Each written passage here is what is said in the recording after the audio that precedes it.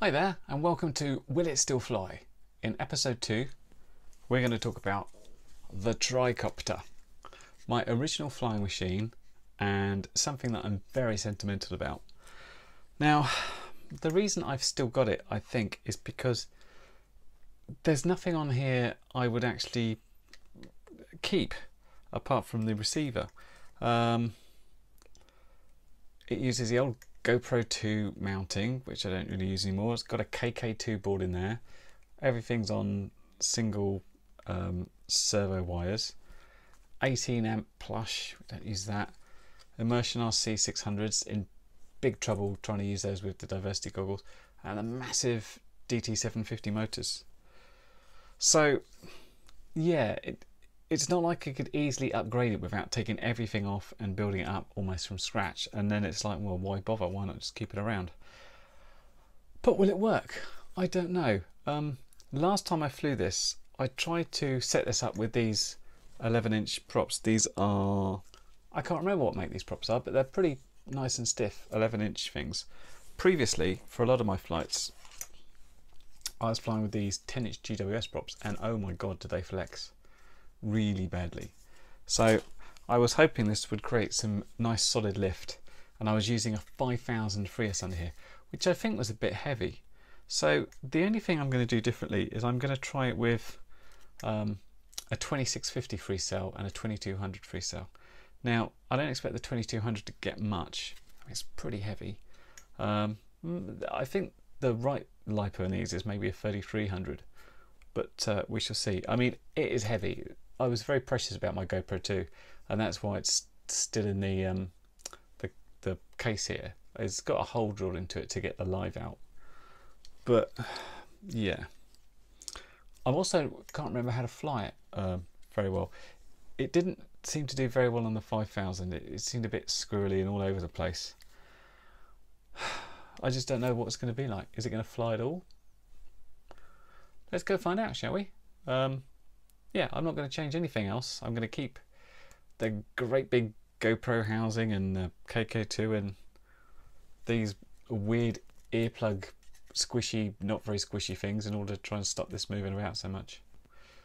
And these huge amounts of stickies under there trying to keep everything there. It's, and I mean, look at the amount of wire on that middle leg.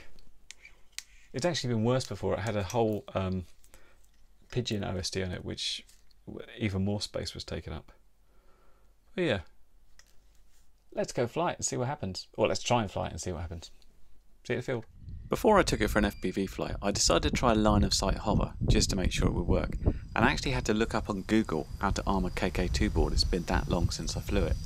And it hovered, and it quite instantly felt a little bit unstable. It just didn't want to hold position particularly. It took a lot of little corrections, but you know, it hovered, so it was good enough to FPV. So let's get going and we'll talk about what happened, apart from my awful throttle control. It's been a long time since I've used the GoPro 2 as a live out camera, and aside from some noise here, I actually really like the picture. I mean, we had a sunny day and that's always better for the GoPro 2. But yeah, it looked really good. On these initial flights, I didn't have the angle right. It was just pointing straight. So I got up and pointed the camera a little bit backwards so I could see what was happening better. Now this is on the GoPro 2 720p, and it illustrates one of the problems that's still there. We'd get this tail wag, and I'm not doing anything with the rudder stick. It's just wagging around all by itself. And it got worse really. In some of the turns, what I noticed is I'd be putting in full stick on the rudder and nothing would happen. And then suddenly it would. It was like it was really fighting with me in every direction. I was trying to figure out what this was, and I think back in the KK2 days, in order to try and get this smooth as I can, I probably really dampened down some of the PIDs there and really tried to get it so it would be very gentle, because this was kind of my sort of general look around multicopter as opposed to sort of, you know, flying fast and stuff.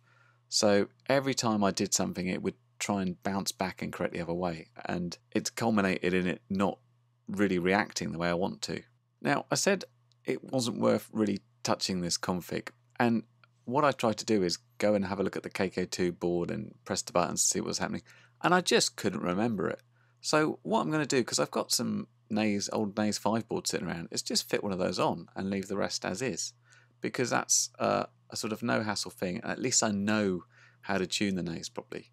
I mean, we were getting some jello as well in some of the footage, but that's potentially stuff I can sort out by taking the GoPro out of its case and having a bit of a different mount there. So I'm just going to mess around with it a little bit, because overall I enjoyed it. It wasn't reacting nicely, but I think there's some potential there, so I'm going to mess around again. So does the Tricopter fly? Yes, badly, but I'm going to make it better. Anyway, I will see you next time. Bye for now.